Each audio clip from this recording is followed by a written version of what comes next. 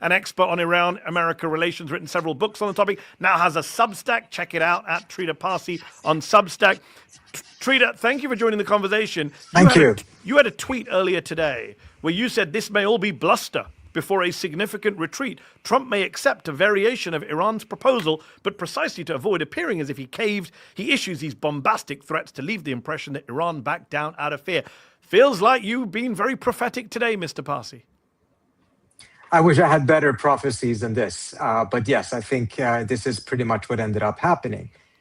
He was in a desperate state. I think these threats and this constant effort to try to shock people with these threats were read by the other side as nothing more than desperation. I'm not saying that the Iranians were worried or weren't worried or anything like that. But I think we've seen a pattern that when he is about to back off of something, he tries to give a prelude in which he gives the impression that he's in control. Reality is, since day 4 of this war, Trump has lost control over this war. And it's gotten to a very, very bad point. Now, whether this ceasefire survives or not is a huge question mark. I mean, the track record of the U.S. and Israel in Gaza and Lebanon is certainly not something that will give people any confidence. And I'm sure that the Iranians are very, very suspicious. But one very significant thing has happened now, which is that this war, this failed war, has taken away the potency of American military threats in any future U.S.-Iran negotiations. Trump can continue to issue those threats, of course, but they will not carry much weight because, in essence, war with Iran was tried and it failed.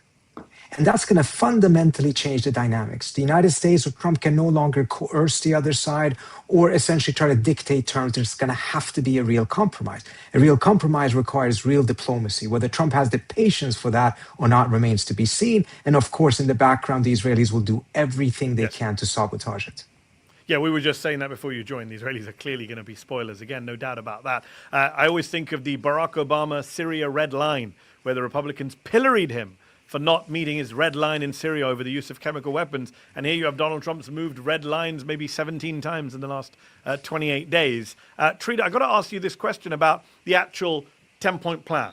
We were talking about this before you joined, which is the Iranians have claimed victory. Iranian state TV has claimed victory. The Supreme National Security Council has claimed victory. Iranian Foreign Minister Arakchi has posted it saying, we're looking forward to temporarily opening the strait, assuming we're not attacked for the next 2 weeks. But talk to us, talk to our people watching right now on YouTube and Substack in their tens of thousands, want to hear the answer to this question. What is in these 10 Iranian points that Trump has agreed to that could come back to bite the Republican Party and Iran hawks in the arse? Well, to just summarize some of them, the key things in it, of course, is that they want a permanent end to the hostilities. They're not looking for any ceasefire. They cannot afford to be part of Israel's mowing the lawn strategy, what they're doing towards the Palestinians in Gaza, in Lebanon, in Syria, in which Israel is constantly bombing them every few weeks or every few months or every few years. That's not going to be acceptable. And they don't want to be in a scenario in which, even if the ceasefire lasts 6 months, that the Israelis are back after that, starting a war. So they want security guarantees. I'm not so sure the paper it's written on is much worthy, but nevertheless, that is going to be one of these things they're going to be asking for. But the more important ones are they're going to ask for our sanctions to be lifted as part of the deal. And again, it shows that the Iranians have leverage now in a way that they didn't have before. Even in the previous negotiations, their demands for sanctions relief was far more limited than what it is now in these negotiations. You know, the language that is coming out does not say that the Iranians will not charge a transit fee. So it's not clear. The Iranians may continue to charge a transit fee for ships going through the straits. The strait was never technically closed. The 10 points includes, my understanding, correct me if I'm wrong, that Iran will retain some control over the Strait of Hormuz. Exactly. Which is not something, which was not the status quo pre the war. So they've gained something here. No one recognized that Iran had a right to control the Strait of Hormuz pre-February 20. And this, if it ends up being a permanent state, and the legal basis of it is frankly questionable, but there may be a foundation for it that will be found. But nevertheless, this will be a new feature of the geopolitics of the region that did not exist before, and it's very significant. Now, part of the reason why the Iranians are not giving it up entirely is because earlier on, 3 weeks ago, perhaps they would have. But at this stage, instead of using it as leverage to end the war, they're using it as leverage to manage the relationship with countries after the war. They're going to use this transit fee to renegotiate and reestablish economic relations with a large number of Asian countries who tended, long period of time were close trading partners of Iran, but in the last 10, 15 years have been chased out of the Iranian market by US sanctions. They want to reestablish those relations, and they're going to use this transit fee mechanism as a way of forcing them to have that relationship with them. So, and this is going to be very important for them because they were in need of massive investments before this war began. Sanctions have been devastating. They're making more money from oil sales now than they were pre-February 20th. I find it fascinating that on February 27th, the Omani foreign minister turned up in D.C., went on CBS Face the Nation and said, we are so close to a deal, they've agreed to everything and more. Trump had the possibility of getting the Iranians to agree to more than what they had agreed in the JCPOA with Barack Obama. I know you were heavily involved in, in the discussions around that, I remember at the time. Trump could have got a better deal than Obama did from an American perspective. He turned that down, and instead tonight he's accepting a much worse deal than any American president who's dealt with Iran. Harrison, Trita mentioned the American military and what it means now to have military threats and military bluster and military deadlines. You were a U.S. Army major. You served in the military. You were at the DIA. You actually wrote a piece for us about the domestic implications of all of this. In this war, we have seen multiple generals and officers removed from their posts. The head of the army removed mid-war. Why is that? For people who haven't read your latest piece on that subject for Zeteo, why should we be concerned about what Hegseth and Trump have been doing to the military in the midst of this illegal war? So the removal of several high-profile generals, including the chief of staff of the army, that's a 4-star, the highest rank you can be in the U.S. military right now, is actually incidental to the war in Iran, but not totally unrelated.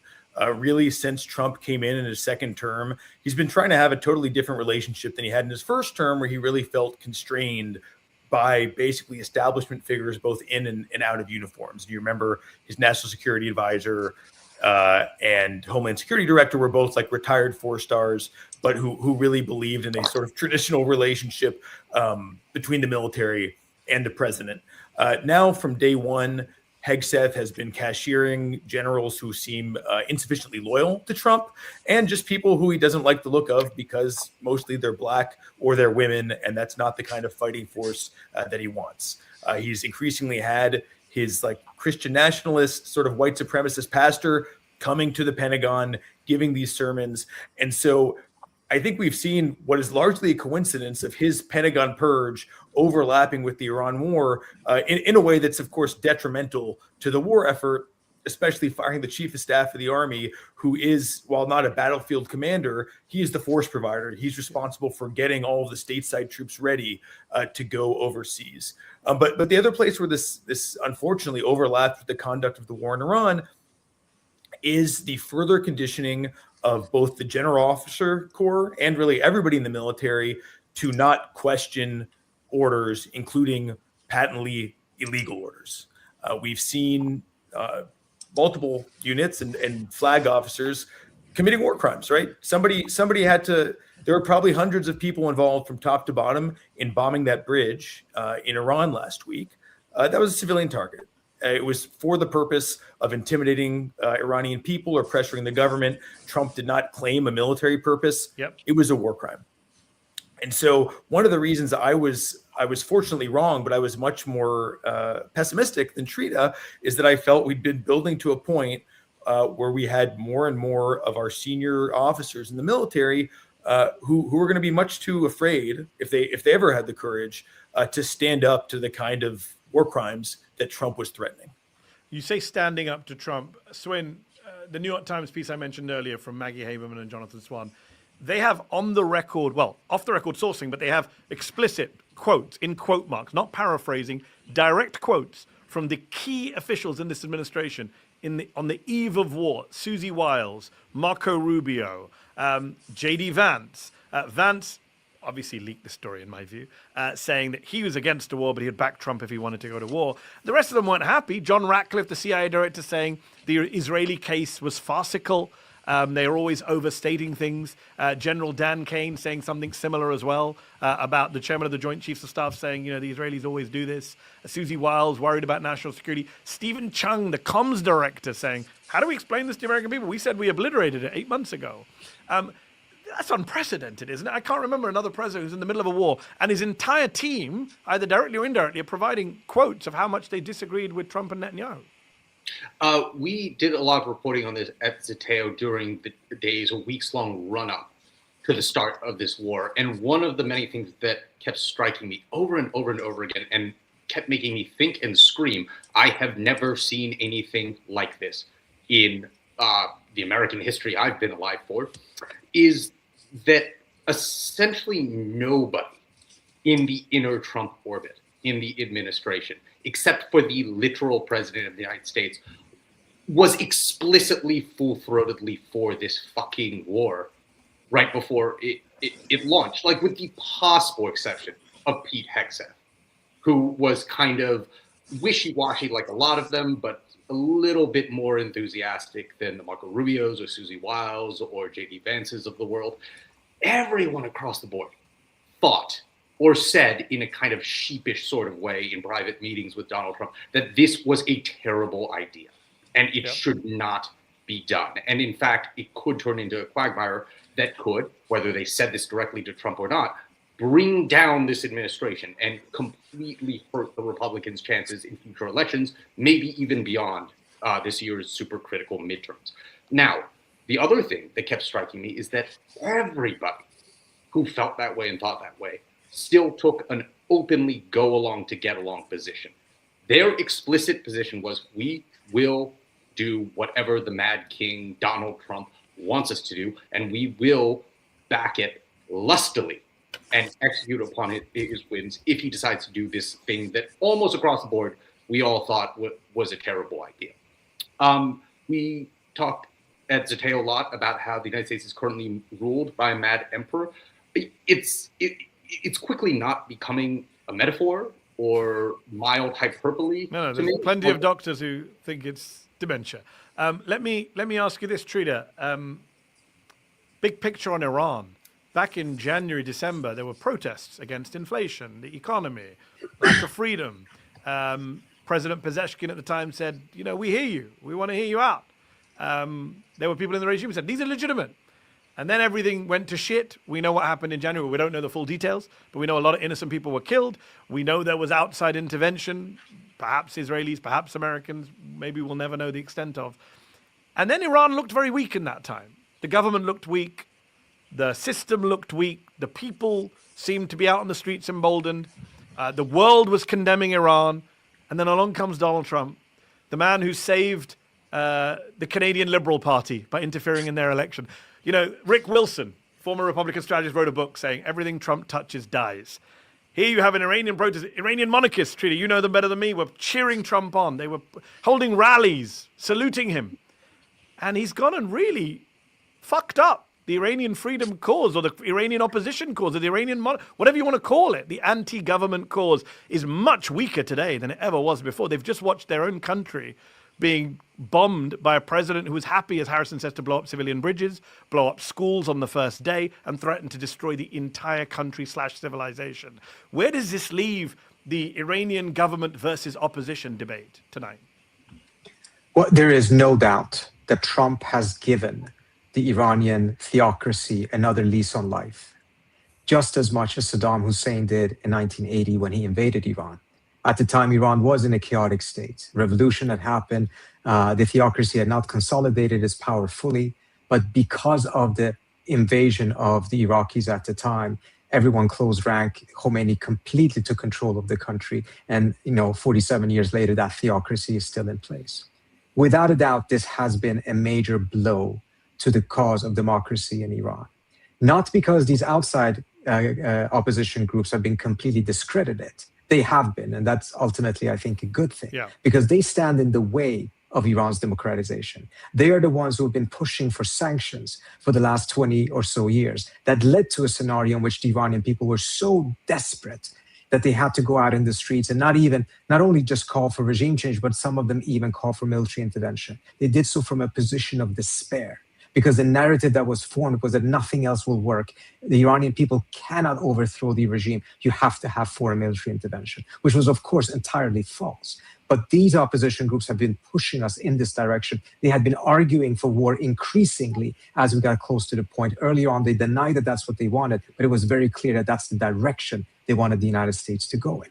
But for the internal opposition, the real opposition, this is nevertheless a huge blow because the Iranian government will now be able to securitize the society even further because it's absolutely clear the country was facing an existential threat.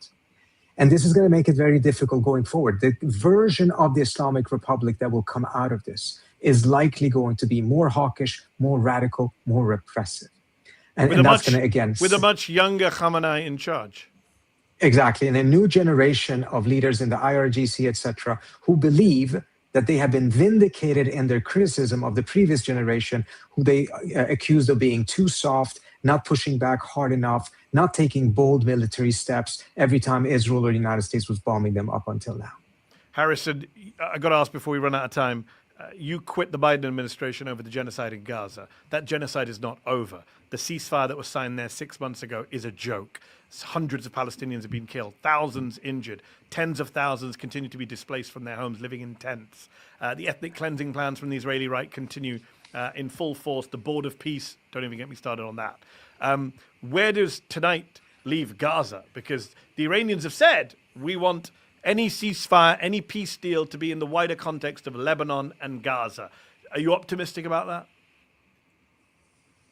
No, I think of all of the theaters of conflict, or in Gaza's case, theaters of genocide in this war, right? Not just Iran, but Lebanon and Iraq as well. Gaza is the one that the least parties care about. And Trita, you can correct me, including probably the government in Iran. The hopeful note on this, I think, is that the balance of power between Iran and Israel has shifted irreversibly in Iran's favor, or at least more towards Iran than it was before everybody got to basically try out their relative strength in this war that Trump started. So, the other side of this is that right now the vast majority of Israel's active duty troops are in Lebanon, and they've kind of reached a limit of advance there and exhausted themselves. And so there's one way to look at that. Actually, forcing an end to that front will free up more troops for the continued ethnic cleansing of Gaza. That's a good point. Could I?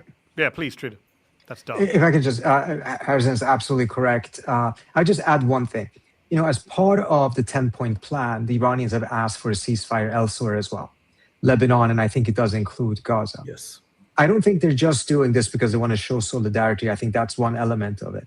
But it's also because of the fact that if Israel continues with its genocide there and its bombardment of Lebanon, the spillover effect risks bringing that regional war back into place, in which, again, their objective is to end this war in a durable manner, not just a ceasefire. I mean, this is what many of us said already back in October 2023, that if this war is not ended, it's going to spill over throughout the entire region, which is exactly what has now happened on at least 2 occasions. So I don't think the Iranians are insincere in trying to end that war, because it's actually part of their own security demands. Whether they can succeed or not, of course, is a different matter. You Trita, were one of the, also, if we're going to go back in time, I remember when I moved to DC in 2015, you were one of the people supporting Barack Obama's argument that if you don't do the JCPOA, if you don't do the nuclear deal, the alternative is war. And we were told by the Republicans, by the Israelis, by the Hawks, no, that's not the case. You're fear-mongering. And in fact, it turned out the alternative to the JCPOA was indeed war. And we haven't resolved this issue, by the way. The 10-point plan, 20-point plan, ultimately, Iran still wants to enrich uranium, and the Hawks in the West will say that is not okay. So all they've done is kick the can down the road. So let's end tonight with some predictions. Swin, am I going to have to invite all 3 of you back in 2 weeks' time at 8 p.m. Eastern while we sit on the ledge again? Less than 2 weeks. Okay. That's less than 2 weeks. I'm with you. I think less than 2 weeks. Trita, you've been very prophetic today. Are you optimistic about what happens in the next 2 weeks if this ceasefire holds, if the Strait of Hormuz is opened? I'm not optimistic, because I think this very much depends on whether Trump finally gets serious and essentially says no to the Israelis permanently. Yes. If he does that, then I think there is some cause for optimism, because I think he has learned his lesson, hopefully. This was an unbelievably dumb idea. You should never have done it. And it doesn't matter what planning you do now. If you go back into it, you will once again be in this terrible situation. So you cannot restart the war. But if he doesn't really put the Israelis in their place, who are the ones who were pushing him in this direction. He was very receptive to their arguments, clearly, but nevertheless, they were the main force behind this. If he doesn't put a stop to them and put a stop to their efforts to sabotage it, then yes, we will be back in 3 weeks and talking about another war. So I think we are going to be back then, because he's not going to do any of those things, Trita. When you use the phrase, if he gets serious and if he's learned his lesson, I think Senator Susan Collins of Maine will tell you he never learns his lesson and he never gets serious. So I fear we may all be back here very soon, as Swin says. In the meantime, we will carry on covering this conflict, Lebanon, Gaza. We won't forget about the genocide. Do support Zeteo. After this live stream is over, head over to zeteo.com. Make sure you become a paid subscriber to support independent journalism, to support Harrison's columns, to support Swin's reporting, and Trita, who's written for us and appeared on our broadcast many a time over the last couple of years. We're about to approach our second birthday. I think, sorry if I sound immodest when I say this, I think the world needs Zeteo right now, given the shit show we're in. So please do show your support for us tonight. Thank you for tuning in your tens of thousands. I appreciate you all.